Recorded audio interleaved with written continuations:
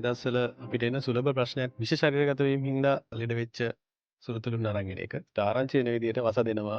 ඊට පස්සේ එහෙම නැත්නම් වස් සහිත ආහාර ශරීරගත වෙලා එහෙම ප්‍රශ්න වෙනවා. අපි සුරතලෙක් හදනවා නම් අපි ඒ සුරතලාගේ වගකීම ගන්න ඕනේ. ඒ වගේම සුරතලාගෙන් වෙන කෙනෙක්ට හානියක් හෝ වෙන කෙනෙක්ට කරදරයක් වෙන එක නතර කර ගන්න ඕනේ. එහෙම වුණොත් සුරතලාගේ ආරක්ෂාවට ඒක හොඳයි. අපි හිතමුකෝ ආහාර මාර්ගයෙන් හරි ආහාර ගන්න එකෙන් හරි මොන හරි විෂක් ශරීරගත වුණොත් අපි හිතමු එයා වමනේ දාන්න ගත්තා, ලේත් එක්ක බඩේ ලියන්න ගත්තා. එක දිගට සෙවල සෙවල වගේ කටින් පෙරෙන්න අරගෙන පිට් එක එනවා, ගැහෙනවා. ඒ වගේ ස්නායු රෝග ලක්ෂණ.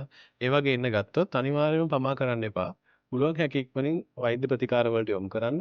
ඒ වගේම මේ වගේ සිද්ධියක් ඇති නොවන විදියට තමන්ගේ සුරතලාගෙන් කාටවත් හානියක් වෙන එක වළක්වා ගන්න ඕන. සුරතලාගේ ආරක්ෂාව ගැන ගොඩක් හිතන්න වෙයි.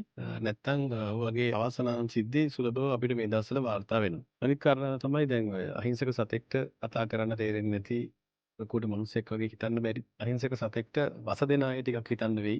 මොකද සතාට වස දුන්න කියලා එයාට මුකුත් ඒක තේරෙන්නේ නැහැ. එයා මැරෙන එක තමයි වෙන්නේ. අහිංසක ජීවිතයක් අපිට වගේම ලෝකේ ජීවත් වෙන්න අයිතියක් තියෙන ජීවිතයක්. ඒකින්ද ප්‍රශ්න තියෙනවා නම් ගෙදර අයත් එක්ක සෝ අසල්වාසීන් එක්ක කතා කරලා මිනිස්සු විදිහට විසඳ ගන්නවා මිසක අහිංසක සතුන්ට වස දීලා ජීවත් වීමේ අයිතිය නැතිකරන්න එපා කියන ඉල්ලීම තමයි අපිට කරන්න තියෙන්නේ.